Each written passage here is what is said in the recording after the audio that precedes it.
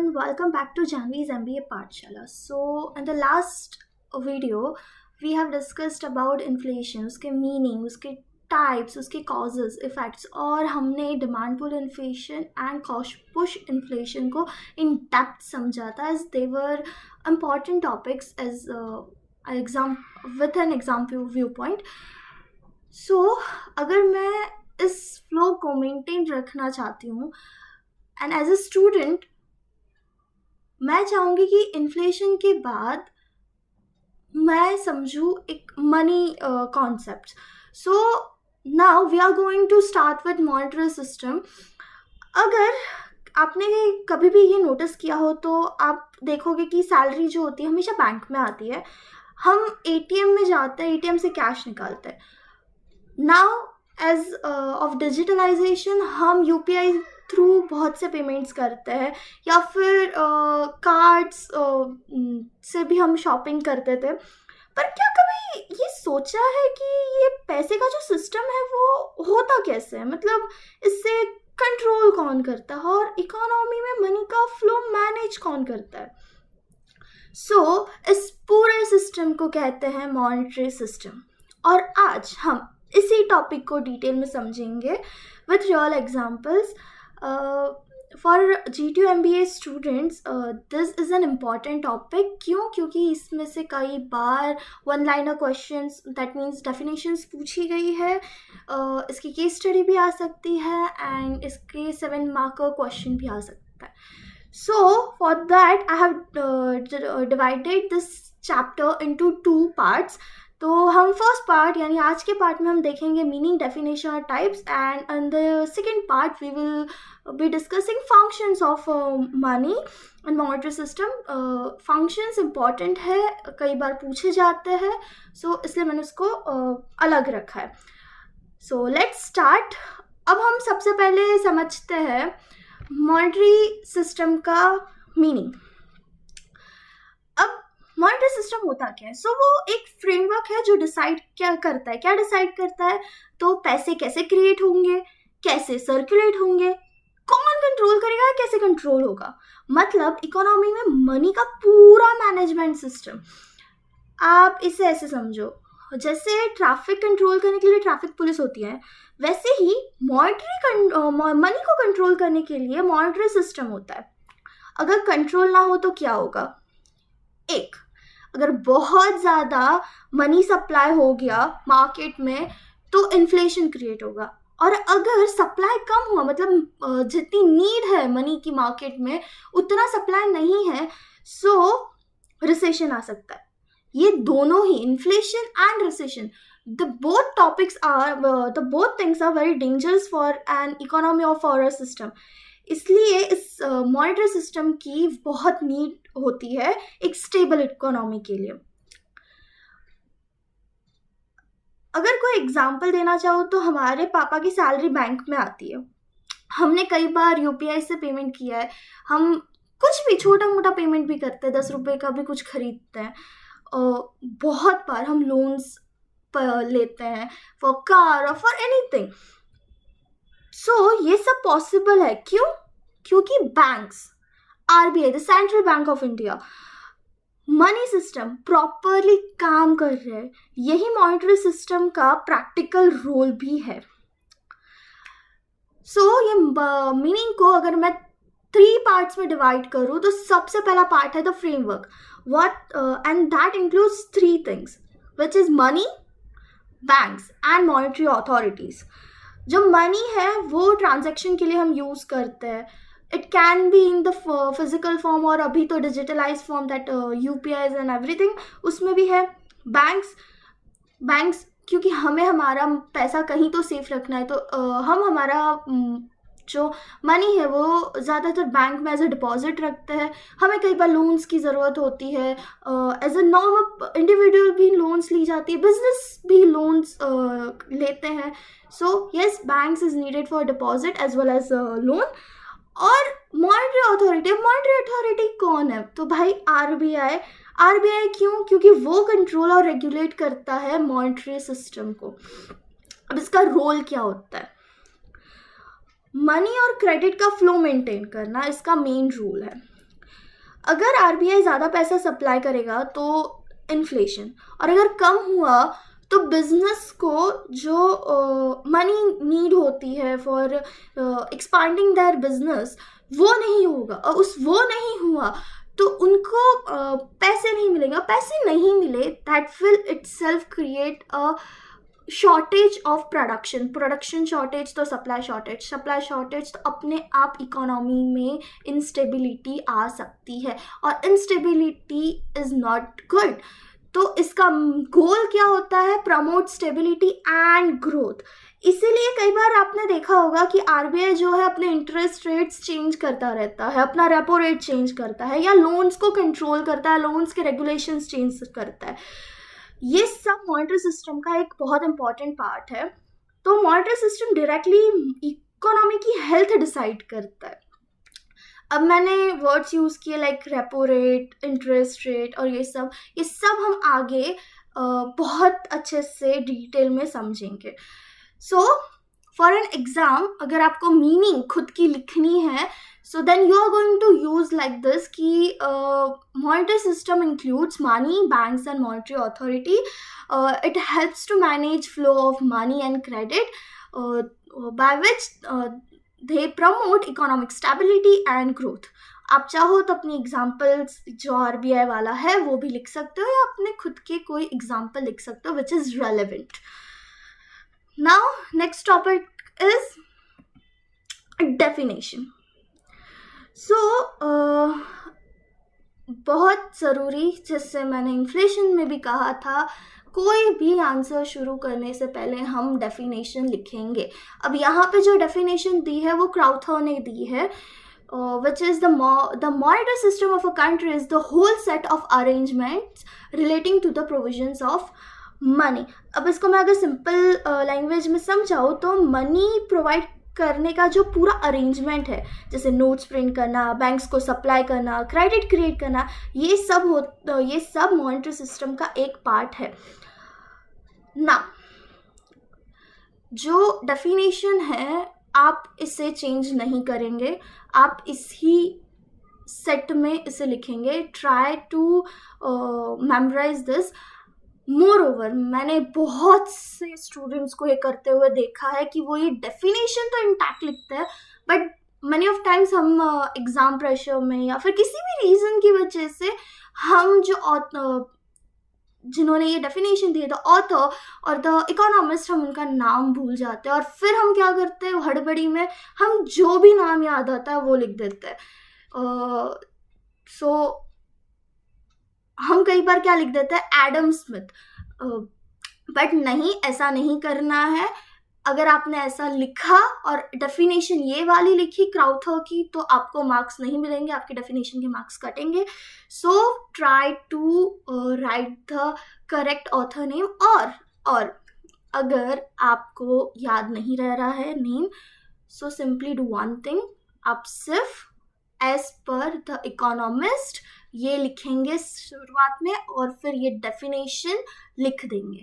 अब इस डेफिनेशन में क्या बोला गया है कि मनी जो है वो कैसे इशू किया जाता है, वो कैसे सर्कुलेट होता है, या किस तरह उसे रेगुलेट किया जाता है, वो सब कुछ कंट्रोल करता है सेंट्रल बैंक, जो इंडिया में है आरबीआई, और अदर फाइनेंशियल इंस्टीट्यूशंस। इसका इफेक्ट क्या होता है, ये जो होता है वो डिटरमाइन करता है हमारे नेचर, क्वांटिटी और वैल्यू ऑफ मनी। भाई अगर मार्केट में हद से ज़्यादा पैसे प्रिंट होके सप्लाई हो रहे हैं, तो हमारा मनी का जो वैल्यू, हमारा जो रुपये का वैल्यू है, कहीं ना कहीं डिप्रिसिएट होगा। इसलिए आप देखना कि हर साल आरबीआई एक सेट डिसाइड करता है कि इस साल हमें कितनी नोट्स प्रिंट करनी है या कितनी नहीं करनी है। सो वो एक जो सिस्टम होता है, that itself is decided by this monetary system. Moving forward, the types of money. अब मेजरली 3 टाइप्स है, commodity money, paper money and plastic money. ये 3 टाइप्स इम्पॉर्टेंट है एग्जाम व्यू पॉइंट से। वाई ऐसा पूछ लेंगे वो लोग कई बार कि explain what is monetary system and describe different types of money, या तो फिर एक स्पेसिफिक पूछेंगे explain monetary system and in detail explain what is paper money.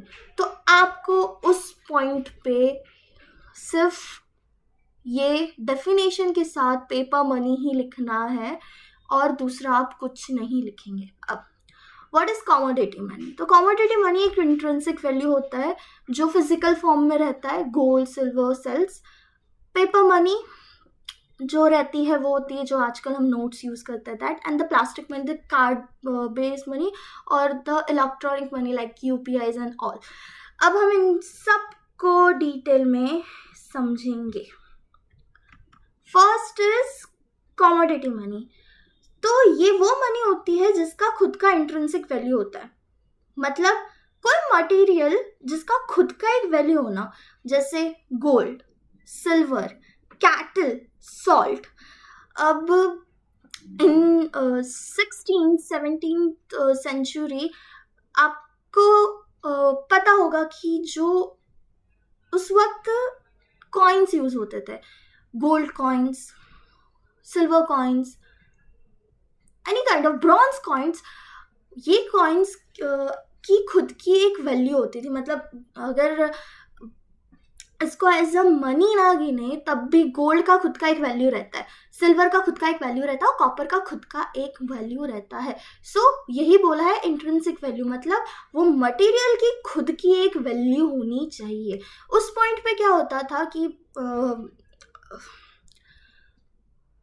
जो ये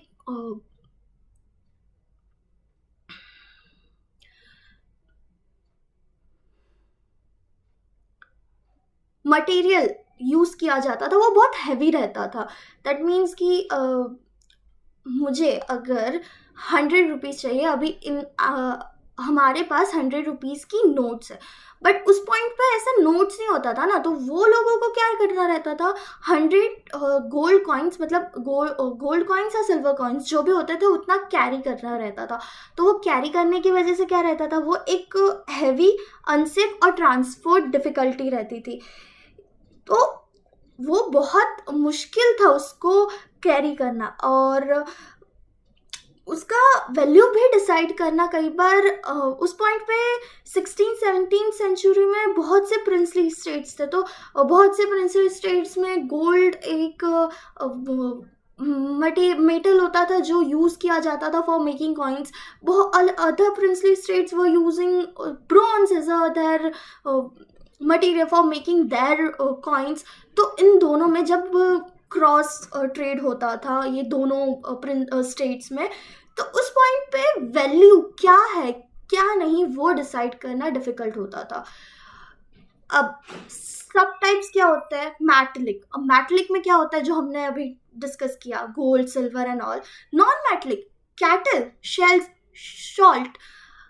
हम सब जानते हैं कि बार्टर सिस्टम वो फेमस एट मोहनजोदारो टाइम और हड़प्पन टाइम. उस पॉइंट पे क्या रहता था कि हम कमोडिटी के बदले कमोडिटी एक्सचेंज करते हैं, मतलब आइटम के बदले आइटम. मेरे पास 1 kg ऑफ राइस है और मुझे क्लॉथ की नीड है, तो मैं क्या करूँगी, मैं एक ऐसे इंसान को जाके ढूंढूंगी जिससे 1 kg ऑफ राइस की नीड है और उसके पास क्लॉथ भी अवेलेबल है. तो मैं क्या करूँगी, उसके पास से मेरा क्लॉथ ले लूँगी और मेरा 1 kg ऑफ राइस उसको दे दूँगी. But this system was technically not right, क्योंकि हर चीज़ का अपना एक वैल्यू होता है, हर चीज़ का अपना अलग इंपॉर्टेंस होता है. सो ग्रेजुअली ये सिस्टम से हम आ गए दैट कॉइन्स वाला system, gold, silver and all.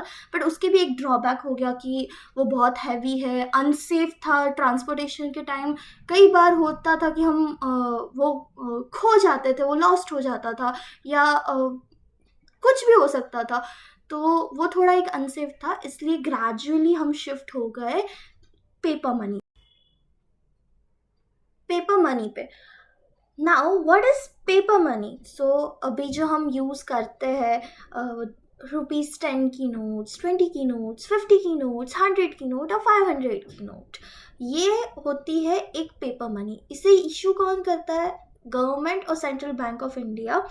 Now the paper money, उसकी कोई खुद की इंट्रिंसिक वैल्यू नहीं है, लेकिन उसकी जो वैल्यू होती है वो डिराइव की जाती है. और उसे डिराइव कौन करता है? हमारी गवर्नमेंट अथॉरिटीज़ या और वो क्यों डिराइव की जाती है? पब्लिक कॉन्फिडेंस में ना। ये एक वाइडली एक्सेप्टेड मीडियम है एक्सचेंज का, और मेजरली आज हम पेपर मनी यूज़ कर रहे हैं और ग्रेजुअली हम दूसरे यूपीआईस पे भी शिफ्ट हो रहे हैं, बट मेजरली अभी भी हम लोग पेपर मनी यूज़ करते हैं। अब इसके सब टाइप्स क्या है? तो सब types, first is legal tender. ये जो है वो एक्सेप्ट किया जाता है law for settlement of debts. Currency notes या कॉइन्स जो होते हैं वो गवर्नमेंट इशू करती है इसके अंडर में। Now next is fiat money. इसका कोई बैकिंग नहीं है as a precious metal, but इसकी जो वैल्यू है वो गवर्नमेंट ऑर्डर से डिराइव होती है। ये इसका एक्सेप्टेंस जो है वो डिपेंड करता है ट्रस्ट जो इसे यूज़ करता है उस पर। कन्वर्टेबल, अब हम जो है वो हम अपना मनी कन्वर्ट करवा सकते हैं एक प्रीशियस मेटल्स में। Precious metals like gold, silver. तो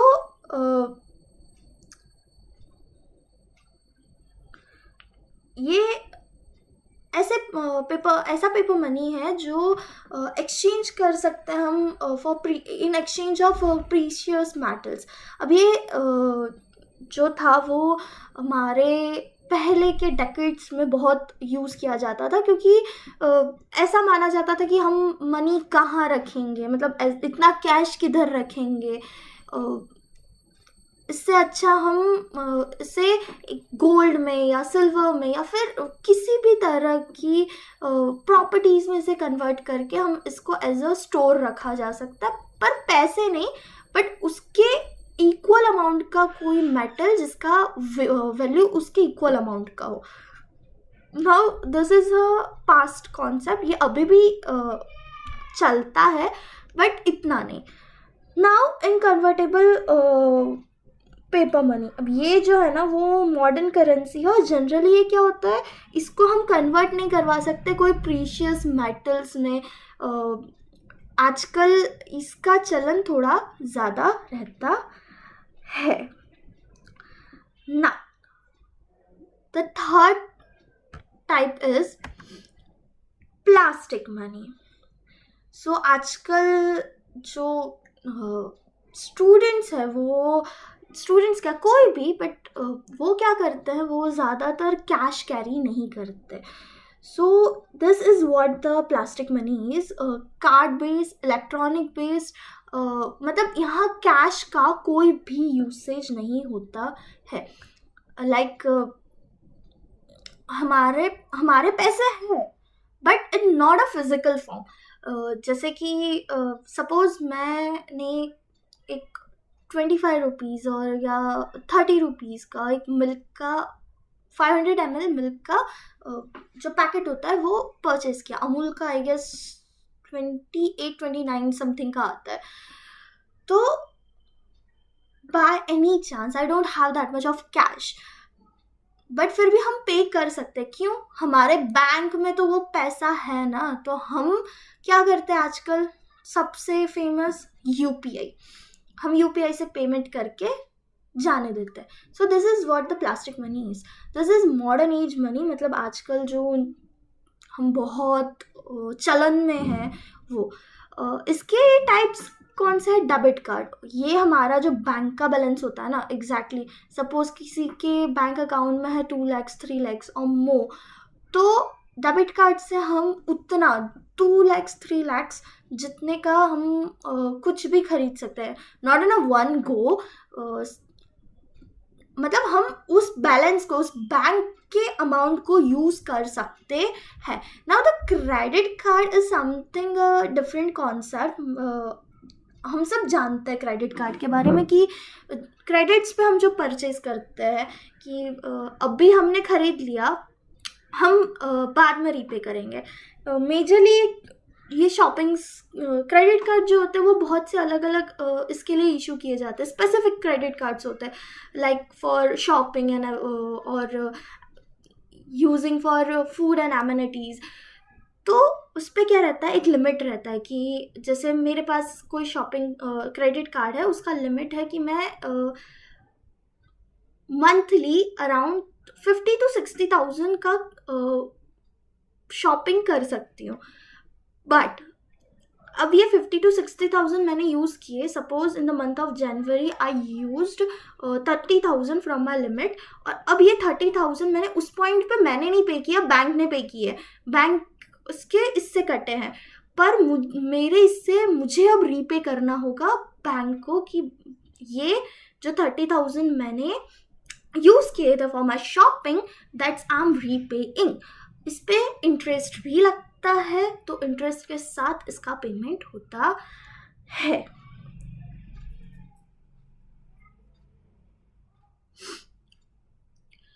अब next is the smart card. अब ये जो स्मार्ट कार्ड होता है ना, वो एक माइक्रोचिप कंटेन करता है जिसमें हमारा डेटा या मॉनेटरी वैल्यू स्टोर होती है. ये जो होता है ना, वो सिक्योर होता है, और मल्टीपल ट्रांजैक्शंस हमें अगर करने होते हैं उस पॉइंट पे यूज़ किया जाता है. अब प्रीपेड कार्ड ऐसा होता है, that's a kind of credit card, but उसमें क्या रहता है, हमने ऑलरेडी एडवांस में पेमेंट कर दिया. क्रेडिट कार्ड और प्रीपेड कार्ड का मुझे मेजर डिफरेंस देना है. तो क्रेडिट कार्ड में हम पहले शॉपिंग करते हैं या फिर पहले परचेज करते हैं और फिर रीपेमेंट करते हैं. इधर प्रीपेड कार्ड में हम पहले ही पे कर चुके हैं और उसके बाद हम कुछ भी परचेज कर रहे हैं. सो यहाँ पे प्रीपेड कार्ड में अगर मैं अपने ही एग्जाम्पल को कंटिन्यू करूँ, तो मैंने एक प्रीपेड कार्ड इशू करवाया है पर्टिकुलर बैंक से. सपोज SBI से मैंने अपना प्रीपेड कार्ड इशू करवाया है, तो वहाँ मैं क्या करूँगी, मैं उधर अपना 50,000 का लिमिट रखूँगी. अब वो 50,000 ऑलरेडी प्री लोडेड, मतलब एक फिक्स प्री लोडेड अमाउंट है मेरे कार्ड के अंदर. अब मैं उसमें से भाई 10,000 यूज़ करूँ, 15,000 यूज़ करूँ, या फिर महीने का पूरा 50,000 ही क्यों यूज़ ना करूँ. उस पर कोई इंटरेस्ट नहीं लगेगा, मुझ पर कोई बर्डन नहीं रहेगा कि मुझे ये रीपे भी करना है. नहीं, this amount is already paid. अब मुझे सिर्फ उस अमाउंट को कब यूज़ करना है, कहाँ यूज़ करना है, ये देखना होता है. अब ये कहाँ कॉमनली यूज़ होता है, गिफ्ट कार्ड्स में यूज़ होता है, ट्रैवल कार्ड्स में मेजरली यूज़ होता है, और एक मील कार्ड करके आता है उसमें भी यूज़ होता है. आपने नोटिस किया होगा कि हम स्विगी, अमेज़ॉन या फिर मॉल, हम हर जगह अब डिजिटल पेमेंट करते हैं. तो that's actually part of plastic money. India actually cashless economy की तरफ जा रहा है. तो ये मॉडर्न फॉर्म ऑफ मनी है, प्लास्टिक या इलेक्ट्रॉनिक मनी. हम दोनों बोल सकते हैं इसे, प्लास्टिक या तो फिर इलेक्ट्रॉनिक मनी. कन्वीनियंट है, फास्ट है एंड सेफ है. सो अगर मैं इन शॉर्ट में टाइप्स ऑफ मनी को रैप करना चाहूँ, तो commodity is a old style money. बहुत पहले यूज़ होता था कि भाई हम आइटम्स के बदले में आइटम्स एक्सचेंज कर रहे हैं, या फिर हम हैवी मेटल्स एज अ हमारा करेंसी यूज़ कर रहे हैं, लाइक गोल्ड सिल्वर के कॉइन्स यूज़ कर रहे हैं. Then came the paper money, the traditional one which is ongoing. हमारे जो मनी है 500 की नोट्स या 10 रुपीज़ की नोट्स, वो. और अभी modern system, the cashless transaction, the UPIs, the cards, this is the modern money. ये एक पूरा आपको अगर समझना है तो देन आप इसको एक इवैल्यूएशन की तरह समझो. इसको किस तरह समझो कि भाई पहले हम यूज़ करते थे बार्टर सिस्टम, किसी आइटम के बदले में आइटम. फिर आया द मेटेलिक मनी. अब ये बार्टर सिस्टम भी लिख सकते हो आप, या फिर नॉन मेटेलिक मनी भी लिख सकते हो इन कमोडिटी मनी के अंदर. देन आया मेटेलिक मनी. मेटेलिक मनी में हम यूज़ करते थे कोई metals like gold, silver, bronze. This were the widely use metals, इसलिए मैं बार बार गोल्ड, सिल्वर और ब्रॉन्ज पे इतना हाईलाइट कर रही हूँ. उसका मॉनेटरी खुद का भी एक वैल्यू होता था, और उसका जो हम कॉइन बनाते थे उसका भी एक वैल्यू होता था. Then came the traditional system which is the paper money. Paper money में क्या रहता है, हमारी जो नोट्स है जो अभी भी ऑन गोइंग है, 500 की नोट्स है या फिर 100 रुपीज़ की नोट्स है, this is what the paper money is. उसके अंदर सब टाइप्स थे कि फियाट मनी है या फिर लीगल टेंडर है, ये सब आप एक एक लाइन में उसको आप एक्सप्लेन कर सकते हो। बट मेजरली आप ध्यान रखना, अगर टाइप्स ऑफ मनी आए तो प्लास्टिक मनी के ऊपर ज़रा फोकस करना। ये हमने इसको रैपअप, मैंने इसको इस तरह एक्सप्लेन किया कि ये एक इवोल्यूशन है। पहले क्या था, फिर क्या हुआ, जो अभी भी थोड़ा सा ऑनगोइंग है, and now the plastic money, the UPI payments, non cashless transaction, non cash transactions जो आज मेजरली यूज़ हो रहा है, या फिर मैं ऐसे कहूँ तो शायद यही अब फ्यूचर भी रहेगा। May be this is what is going to be the future. So आज हमने मॉनिटर सिस्टम का मीनिंग, डेफिनेशन और टाइप्स डिटेल में समझे हैं विथ सम रियल एग्जांपल्स। अब हम नेक्स्ट लेक्चर में डिस्कस करेंगे द फंक्शंस ऑफ मनी। तो अगर मैं अभी इन शॉर्ट आपको बता दूँ तो there are 3 functions of money: primary, secondary and contingents, जो एग्जाम्स के लिए बहुत इंपॉर्टेंट है। So please don't miss part 2। Next lecture में या नेक्स्ट वीडियो में मिलते हैं। Till that time, bye and keep studying.